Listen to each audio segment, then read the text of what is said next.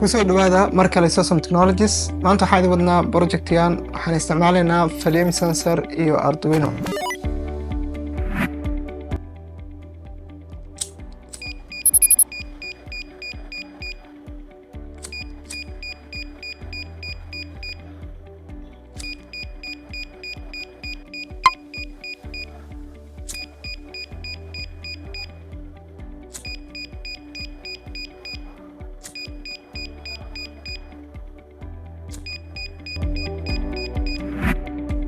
si aad u samayso projectkan camal waxaa u baahan tahay marka hore Arduino Uno,